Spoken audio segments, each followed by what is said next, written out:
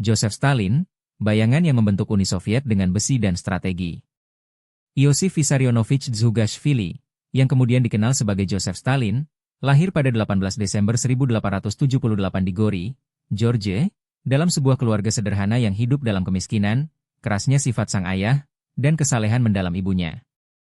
Sejak kecil, Stalin hidup dalam pertentangan antara disiplin yang keras dan keinginan untuk kebebasan, antara rasa takut dan rasa ingin tahu, antara ambisi untuk berkuasa dan kebutuhan bertahan hidup di lingkungan yang penuh kekurangan dan ketidakpastian.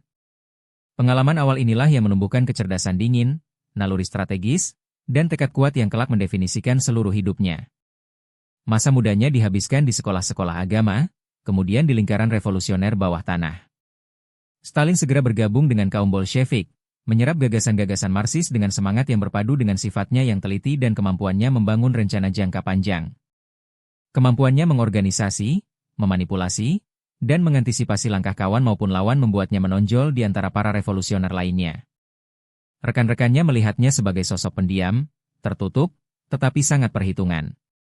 Stalin memahami bahwa kekuasaan tidak diraih hanya dengan karisma, tetapi melalui disiplin, kecerdasan, kesabaran, dan kendali mutlak atas mesin politik. Setelah Revolusi Oktober 1917 dan konsolidasi kekuasaan Bolshevik, Stalin naik dalam hierarki Partai Komunis dan menempatkan dirinya secara strategis untuk menyingkirkan saingan-saingannya. Taktiknya adalah membangun sekutu, menetralkan musuh, dan jika perlu, bekerja dari balik bayang-bayang. Kesabaran adalah senjatanya, ambisi adalah kompasnya, dan strategi adalah pedomannya.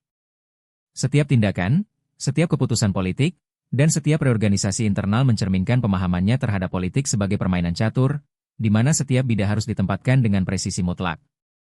Setelah Lenin wafat pada 1924, Stalin perlahan-lahan muncul sebagai pemimpin tak terbantahkan Uni Soviet. Pemerintahannya ditandai oleh sentralisasi ekstrim, eliminasi sistematis terhadap oposisi, dan implementasi kebijakan ekonomi radikal seperti kolektivisasi paksa dan industrialisasi cepat. Kombinasi antara ketakutan, propaganda, dan efisiensi administrasi memperkuat kekuasaannya. Walau biaya kemanusiaannya sangat besar, negara ini berubah menjadi kekuatan industri besar yang mampu menyaingi negara-negara yang jauh lebih maju. Namun, transformasi ini tidak terlepas dari teror. Stalin memahami bahwa ketaatan absolut membutuhkan kontrol psikologis, represi, dan lingkungan sosial yang dibangun di atas rasa takut.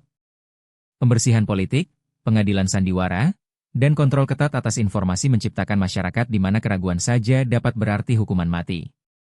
Setiap warga, setiap pejabat, setiap tentara hidup dengan kesadaran bahwa posisi mereka tergantung pada kesetiaan total dan ketaatan tanpa cacat.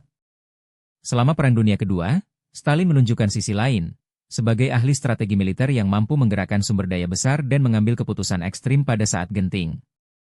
Uni Soviet mengalami kehancuran besar, tetapi kemenangan atas Nazi Jerman mengukuhkan citra Stalin sebagai pemimpin mutlak dan pembela tanah air. Keteguhannya, pandangannya yang jauh ke depan, dan kemampuannya membuat keputusan sulit memberinya otoritas yang tak tertandingi. Pasca perang, pengaruh Stalin meluas ke Eropa Timur.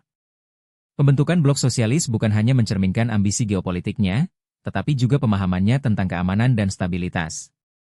Sistem totaliter yang ia bangun didorong oleh keyakinan bahwa disiplin internal, loyalitas mutlak, dan eliminasi ancaman, nyata maupun imajiner, merupakan fondasi masa depan Uni Soviet.